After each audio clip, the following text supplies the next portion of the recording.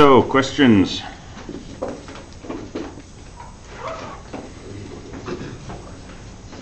When I enter like a hyphen for when I ask how many matchsticks I want to use, it lets it go through. What do you mean it lets it go through? Like, so it says I put like if it's less than 1 or if it's less than 10 to keep going. Okay. But if I put a hyphen in, it just starts the other lines of code, and then it skips the rest. It automatically just says you win. How many sticks is it playing with? Do you know? If you put in a hyphen. It doesn't play with any. So print out the value of sticks, see what it is. It's probably coming out as a 0. Okay. But I think so error checking in batch is sort of inherently tricky, right? When we do PA2, which is in C, we can totally nail down the user input because we have scanf and stuff to work with. But for example, if you put in something with a decimal point, that's fairly tricky to catch.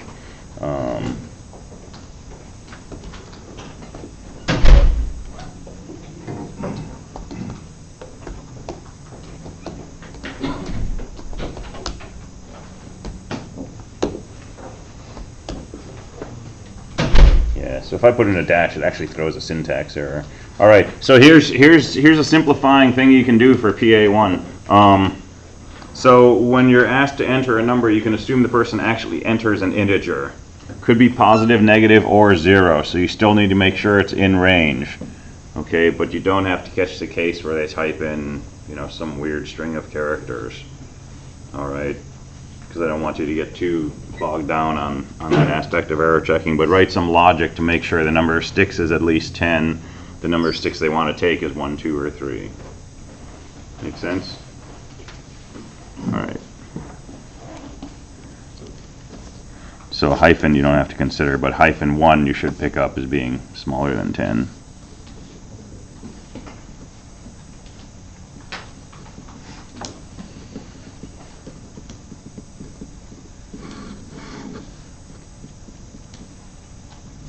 All right, other questions? Any questions on ODP 407? Yeah. I was just wondering if we could, I was having trouble with distinguishing the difference between else and else if. Yeah. How exactly, like, I understand they do different things, but how do you know when to use one versus the other? You use an else if you need multiple if statements, basically. Right, so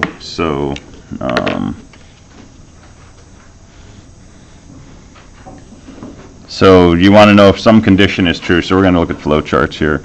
You want to know if some condition is true. And if it is, then we want to do something. And if it's not, then we don't do that something. Okay, so this is saying if C1, then A. Okay. All right, so if C1, then A, finish if. So that looks like this. C1, if it's true, we do A. If not, then we don't do anything. Okay, and if then would be like this.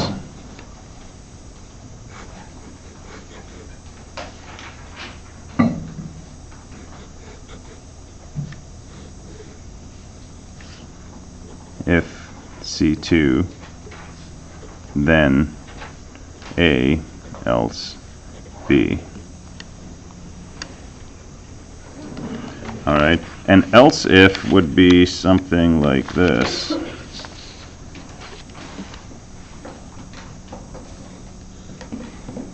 So check for some condition. If it's true, then we do this. If it's not true, we check another condition.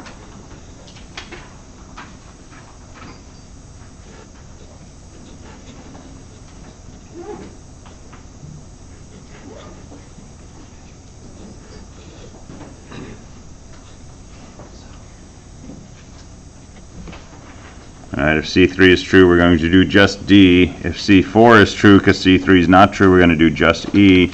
If neither of those are true, we're going to do F.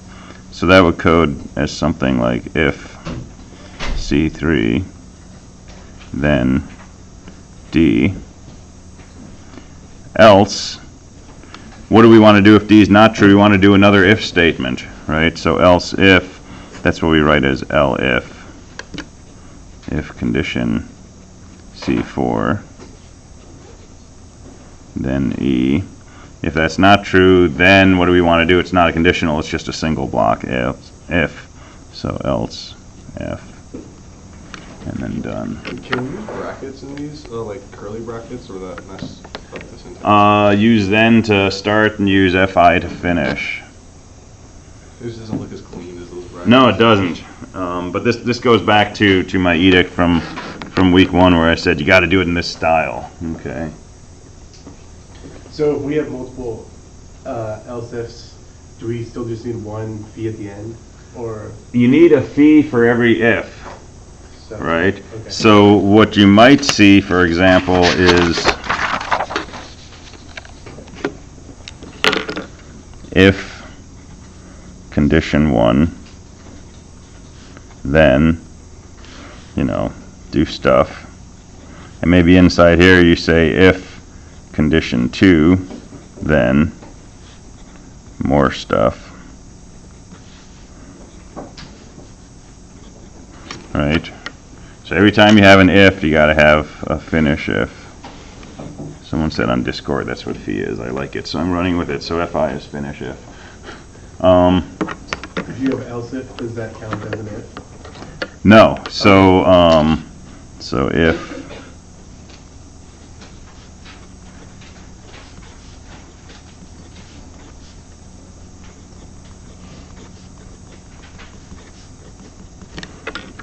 Okay.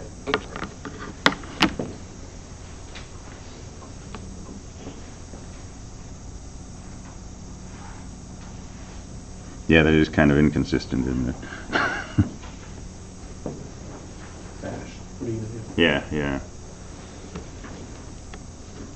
And I think fee actually is if backwards, because when we do a case statement, the end of the case statement is ESAC, which is case backwards. Oh, I thought it'd be fee as in like fee now. Yeah. Well, that would be good too.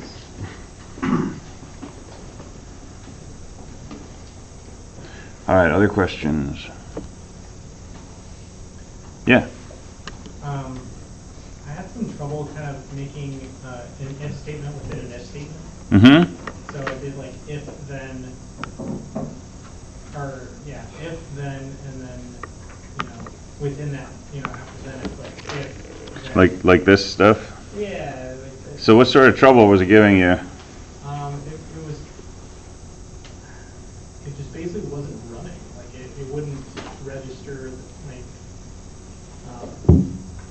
Whatever it was, but basically, like, even though I closed with fee at the end, like, it was not picking up that there was another if statement there. I don't know what was going on. Interesting. Okay, yeah, if you can make a test case and show it to me, we can work through it. This is one of these things where if you run into something like that, right, your best bet when you have time is not to just say, oh, I guess that just doesn't work, I don't understand that, right? Let's drill down into that, right? Because this stuff should make sense within the weirdness of, the weirdness that is Bash. So, yeah. So how I got around it, though, was I made my if statement a function. Okay. And then I put the function as the, Okay. what my if statement does. That's a great workaround. But yeah, let's still definitely look at it again because there's something that's weird going on. Somebody else had a question? Did everybody get the sign-in sheet? All right. I'll sign you in.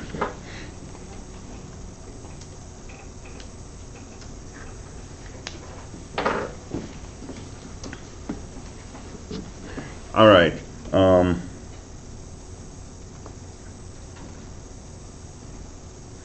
So this definitely comes under the category of important. I posted an announcement just now. Well, I posted 2 announcements this morning. They're both important. The second one's more timely. The first one is about 215. I want to make sure that everybody who is in this course, if you're planning to graduate at the end of June, right, and transfer to your university, make absolutely sure that you have a plan of study, that you've met with either Izad or me, and that you have a plan of study, that it's an up-to-date plan of study. If you haven't talked to us for half a year or a year, come in and talk to one of us. And make sure that you've got CSE 215 on your plan of study for either this quarter or spring, because you need 215 to transfer as a junior. Okay? And if not, come and talk to one of us as soon as possible, because we want to make sure you have your ducks in a row. All right, the more timely topic is important notes for programming assignment 1. So I'm trying to head off things that happened on homework 1 or things that have happened in past programming assignments. So please, please, please double, triple check the following. Make sure that you have a repository on GitLab, not GitHub, okay? That it's named PA1, uppercase P, uppercase A, digit 1, 3 characters, okay? Make sure your script is in the top level directory, not under a subdirectory of PA1, okay? Repository PA1 should have a file called stick. It can have other stuff. If you've got readmes, if you've got test files, things like that, that's fine, but make sure it has a file called stick. Make sure your script is named exactly stick, S-T-I-C-K, not stick.sh, stick with an uppercase S and so on, okay? Make sure the script is executable. If you've been testing your code, it's executable. Okay, if you're running it on the Linux server. If you're writing this on some IDE on your Windows machine and at the last minute you're going to push it over to GitLab, it may not be executable, right? Make sure you've put it on the Linux server, you've done a change mod at least once, and you can execute it by just saying stick. Make sure you've added Nick Macias as a member. There's also a Nick Macias 3. That's not going to work. Okay, that's also me, but it's a totally different account. And at least a couple of people have added Nick Macias 3 to their PA1 project. So make sure you add Nick Macias. Make sure I'm a reporter, not a guest. Okay, and make sure all this is done by 8 a.m. Friday morning. All right, sometime Friday I'm just going to hit the go button, and it's going to go out to each of your Git accounts that you provided me on homework 1, and it's going to try to pull down a repo named PA1. And it will succeed or not succeed, and I'll take those, bundle them up, push them over to the test account, and start testing your code on Saturday.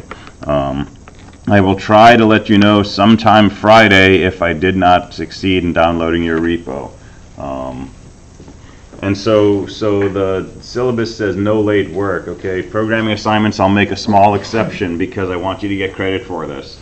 So if it's not due by the deadline, 25 points off out of 100, okay? But you can submit it by 8 a.m. Saturday and I'll grade it, and it'll be out of 75 points. If it's not there by Saturday morning at 8 a.m., it's 50 points off. Okay, so you have up to 48 hours to turn it in late, but it's a 50-point deduction. If it's not there by Sunday at 8 a.m., then it's a 0. Okay, so really, really important that that you check your emails, your Canvas notifications, right?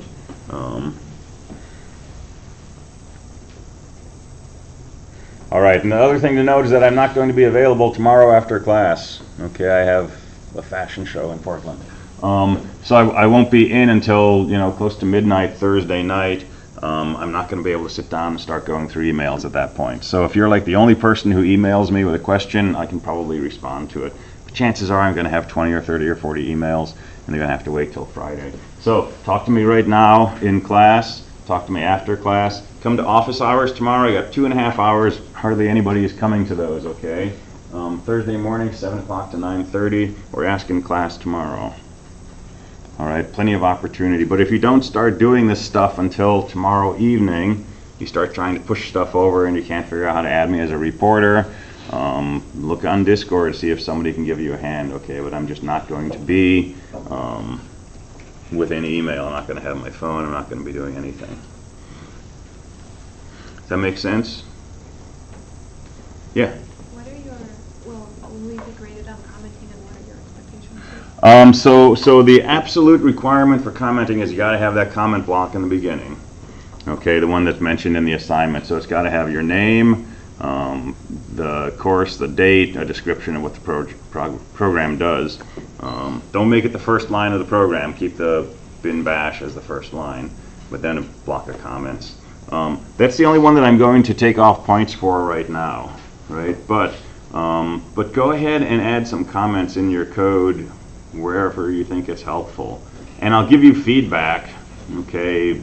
It would be helpful to have more comments here, or something like that, but I'm not going to take off points for this assignment for commenting, other than the comment block. Yeah? Is there any requirement on all of that block I put in this field? The comments? No.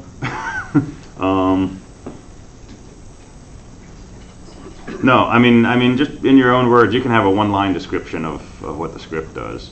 Right? This plays a stick-picking game. Pick sticks till it's over or something. But mostly I want to make sure that you have something in there and that you have your name in there. Yeah? Is it possible to overcome Not likely. It's never happened to me. it? Okay? Because it's comments, it's easy to scroll past them, right? But no, I've gotten long explanations of where somebody was in their project and what went wrong and what they would have done if they had more time, and I think that's all helpful. So go for it. So with our ODPs, they've typically been very strict in terms of the criteria that you want printed out and stuff like that. How strict is this going to be? So try to stick exactly to the specification, but it's being graded by me. So if you print out the pile of matchsticks and a space and then your number in brackets, that's not going to trip me up. Okay? But if you print out the pile of sticks, 1 stick per line, right, and don't print the number after that, that's a problem. So you're looking Okay? for mechanics, right? So I'm looking for mechanics. I want it to do what the assignment does, but I didn't say what your intro should be to the player. I didn't say how you should prompt them to enter a U or a C, things like that. I'm not worried about. The ODPs are just picky, particularly the bash script ODPs, because they're just looking at output. When we get to the C ones, it'll be much harder to get tripped up by that. Thank you. Yeah.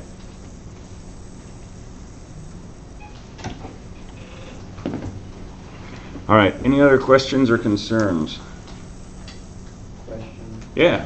You don't have to answer me, but where are the readmes for the ODPs stored in the Linux server? Like, if you want to go on campus and read it, So far, they're just on Canvas. Oh, okay. I was pushing them over to the temp directory on the server. They're not there right now. But the problem with that is that I'm trying to post a bunch of these ahead of time so I don't have to do them every morning at 8. And if I push a bunch of readmes over, inevitably people start doing the wrong ODP. So, yeah, it's inconvenient, but...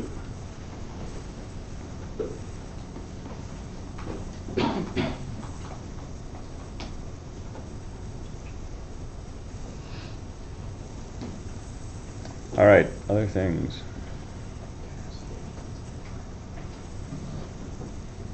All right, so let's, I didn't want to close that, because I need that next class.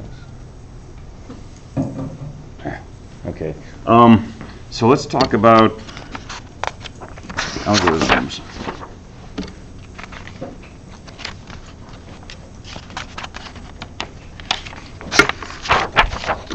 And we started looking at pseudocode yesterday for programming assignment 1 for the stick picking game. So pseudocode is fine. You write down a series of steps, you number them, you put an arrow when you want to go back or whatever. Develop your own style of pseudocode. When I started coding, I used something called Pudgy's Napkins flowcharts. That was my own TM. Because I always ate lunch at Pudgy's Pizza, and I would grab a pile of napkins and I'd start writing my pseudocode on them.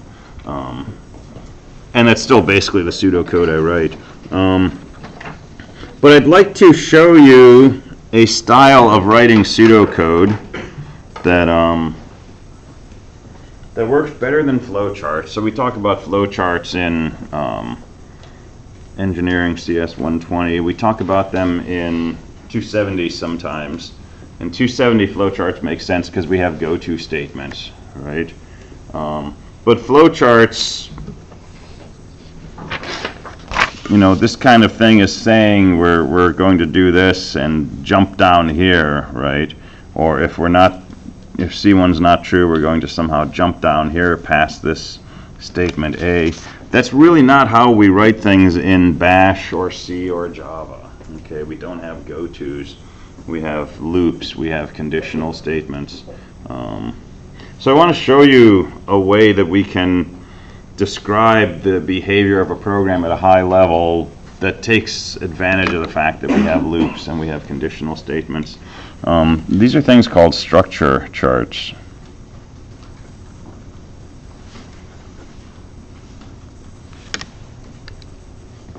And structure charts work as follows. We basically draw a rectangle and we say here's step 1.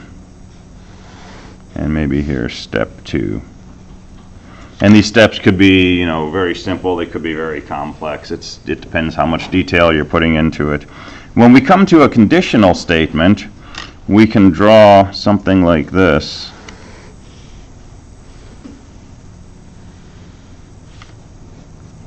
So here's some condition, and it could be true or it could be false.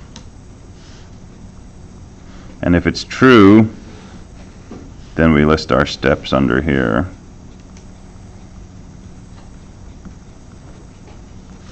And maybe if it's false, we do step 5. And then we come back to more steps. Okay, so how do we read this? First we're going to do step 1 and then step 2, and then we're going to check condition C1. If that's true, we're going to do steps 3 and 4. If C1's false, we're going to do step 5. And then we're going to go on step 6 and step 7.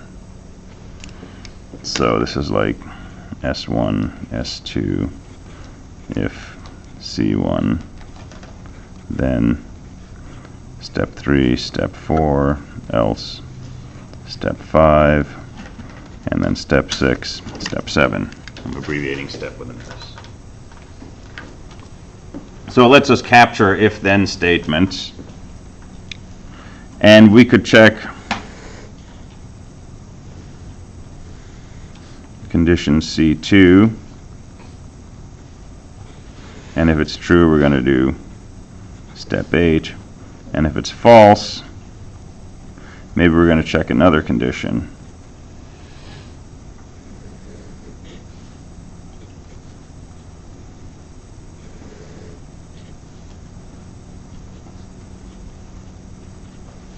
And then we're going to go on to step 11. So this part is saying if C2,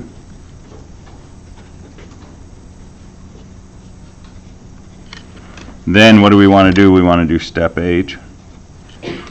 Else if condition C3, then we want to do step S9. Else we want to do S10, and then we want to do step 11.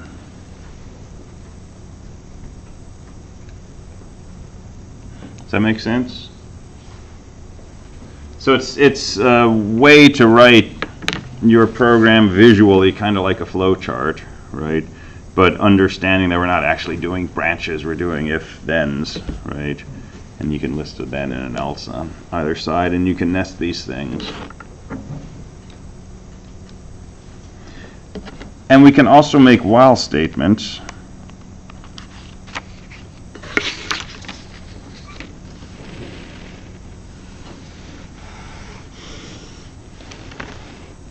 So maybe here's step 11.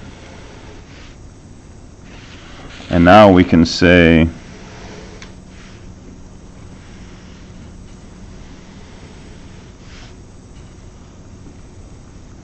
while some condition C4, and let's do a few things.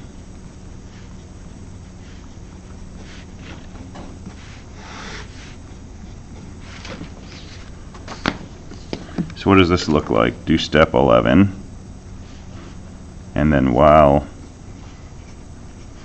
condition 4, do, step 12, step 13, step 14, end of the while, and then go on to 15 and 16. And viewing your algorithm like this can help you find errors that you might otherwise miss in a bunch of bash statements, especially if you don't have a totally consistent indenting style and so on and so forth. Right? It's really clear that these things are part of the loop because they're inside that, vertical piece of this block. It's really clear that S15 is outside the loop, right? And I'm seeing things, snippets of code on ODPs or such, where you're doing something outside the loop that you wanted to do inside the loop. But if you're not indenting in a way that makes that clear to you, right, it's really easy to put things on the wrong side of a done or the wrong side of a fee. And so this is just a way to sort of visually develop your algorithm,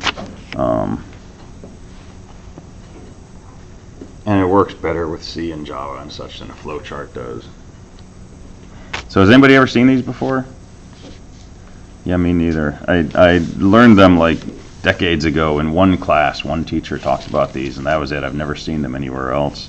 But it's a nice alternative to a flowchart. And again, if you're developing your algorithm, like PA1, for example, at this level, right, you can erase and change things around and so on and so forth. But it's intended to be a tool to help you organize your thoughts about the steps of your program, right? Not the implementation, but what are the steps we're going to take to do this. So I want to work on some sample exercises.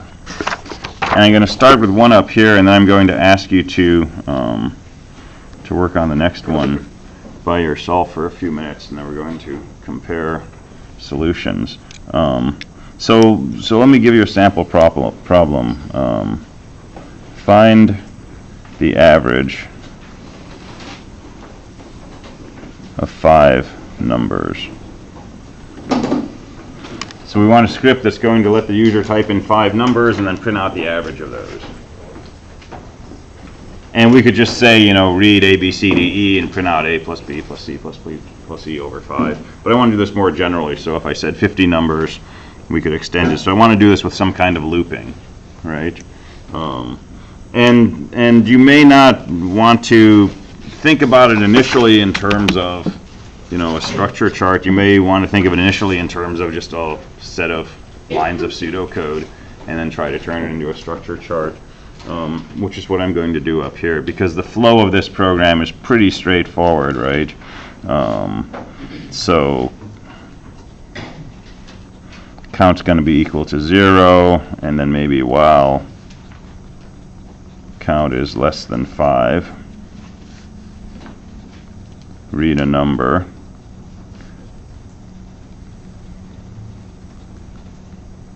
Some sort of running sum is equal to the sum plus the number, so we have to initialize our running sum.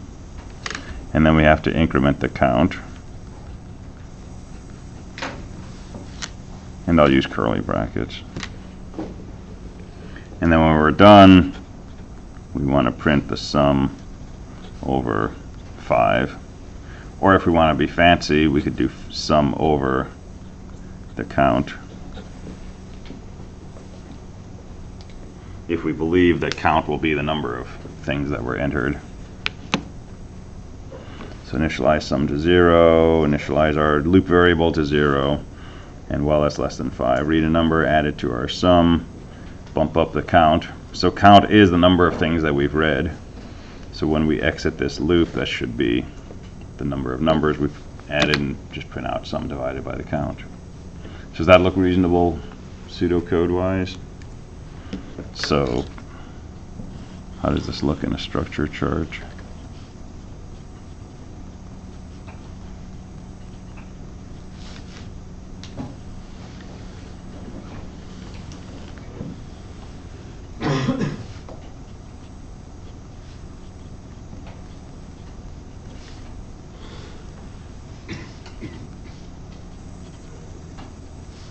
I can just do this all in a big block, but I'll take advantage of the space.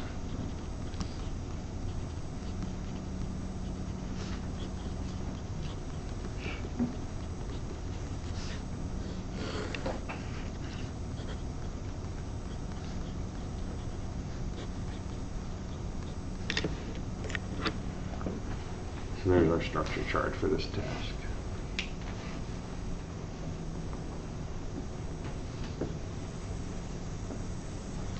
Questions about that? All right, so I'd like to modify this.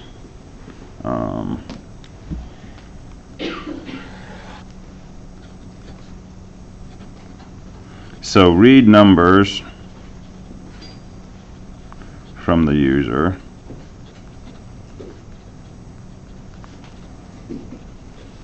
until they enter 0, and then print the average of the numbers, not including the 0.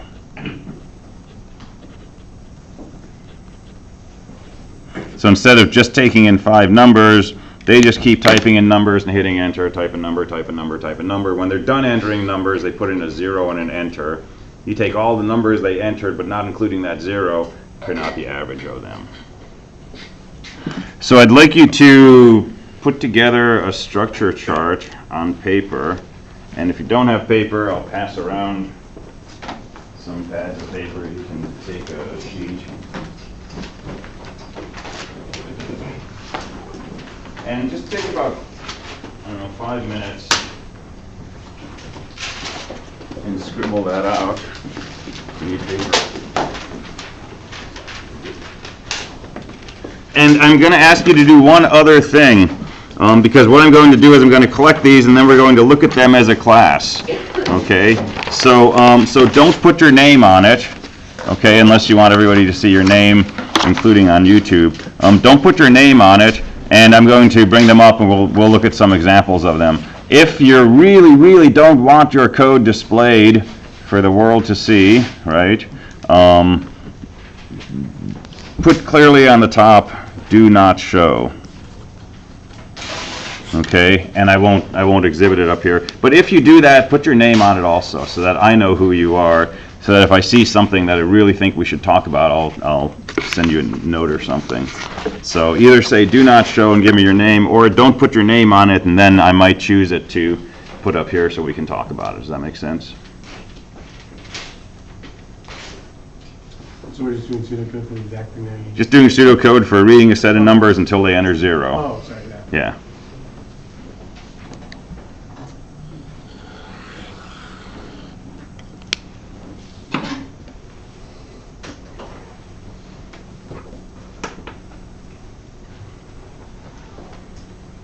And the next one, I'll let you work in groups.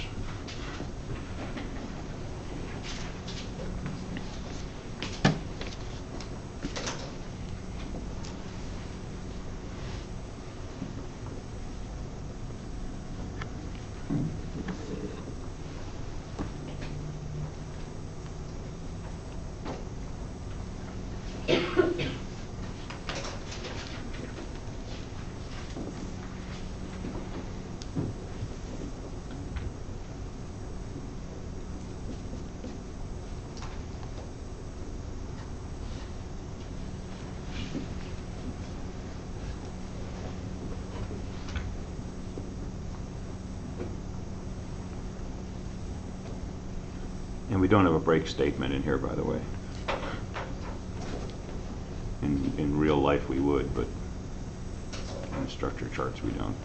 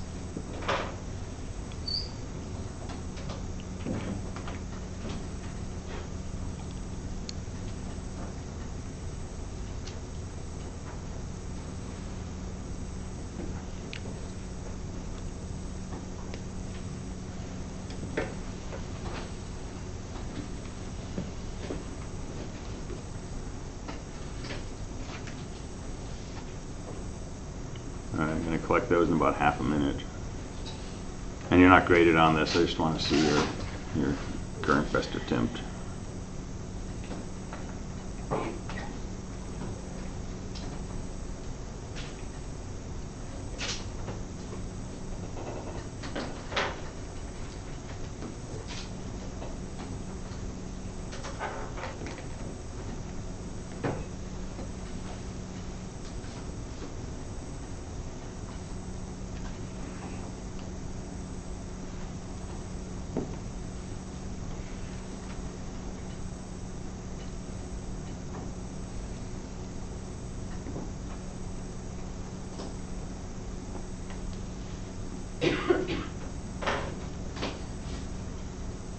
All right, go ahead and pass those forward, please.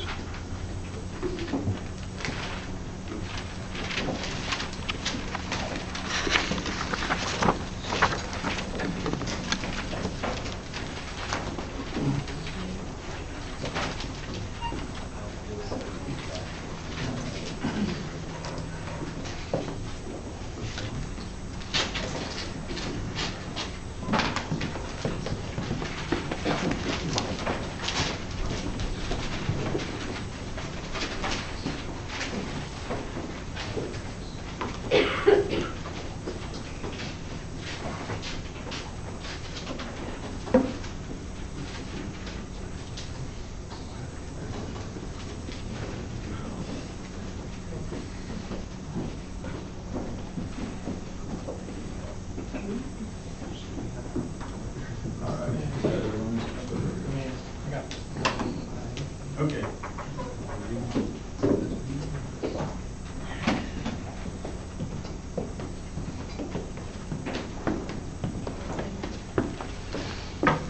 All right, so give me a minute. Let me glance at these.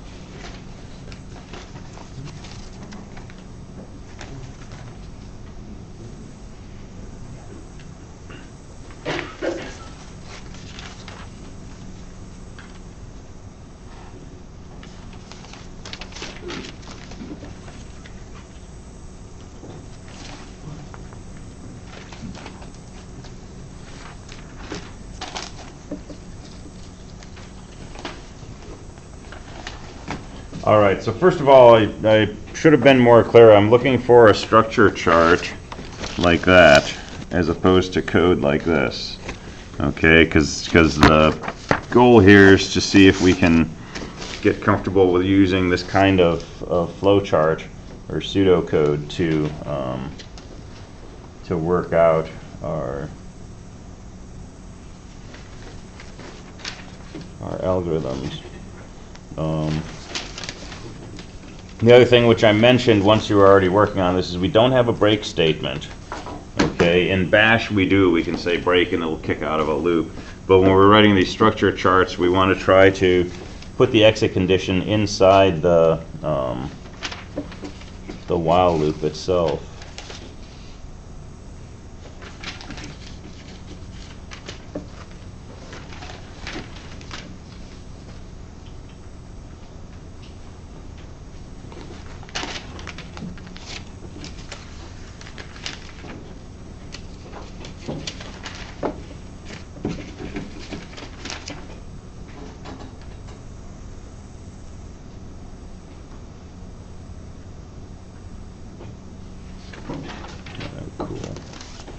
So I'm seeing at least 3 ways that people are doing this, which is cool.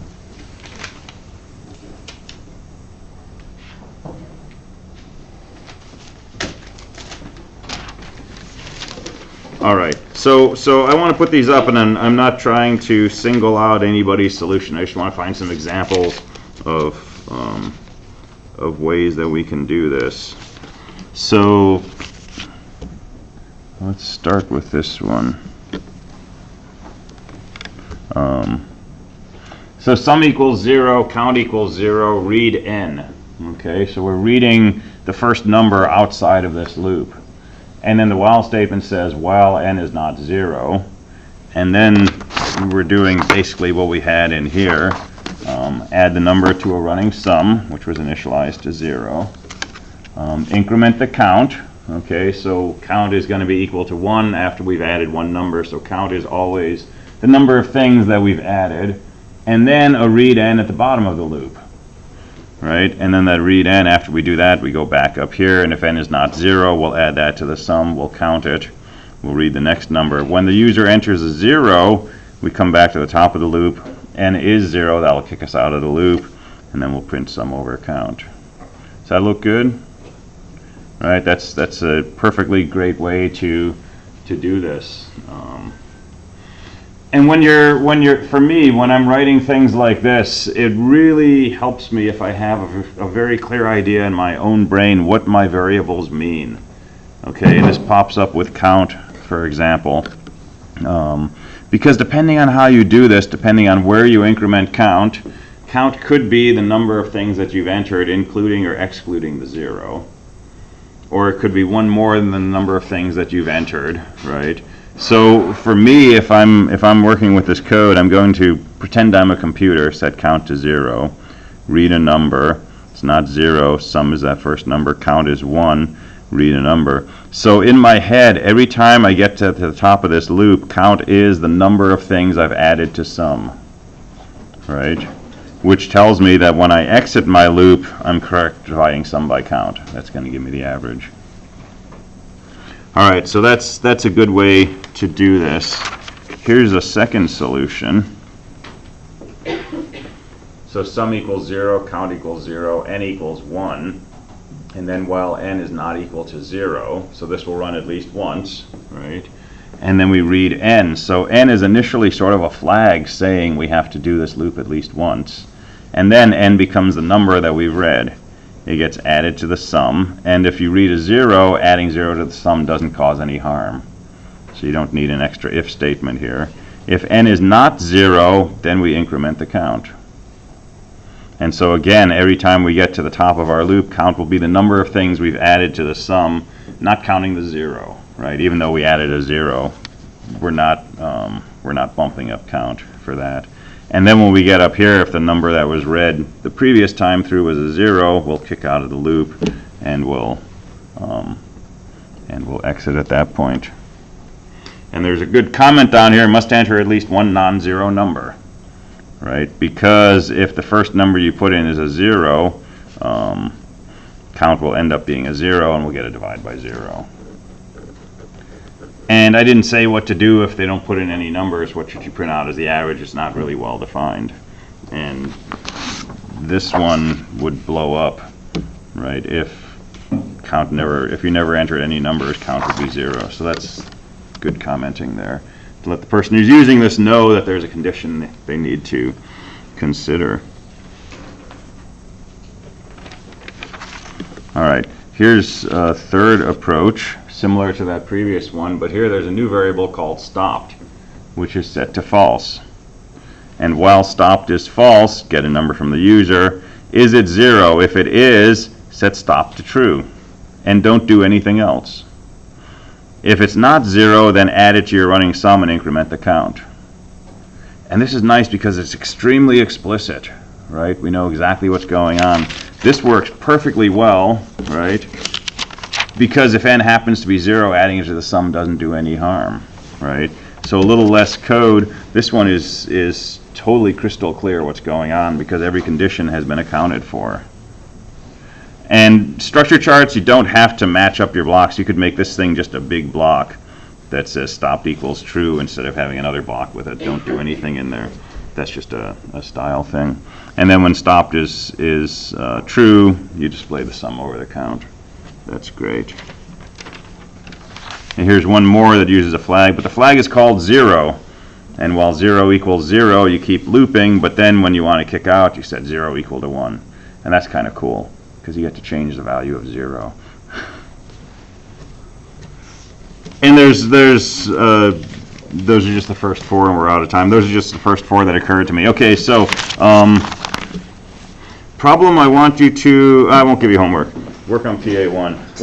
We'll do some more of these in class tomorrow, okay? Nice work.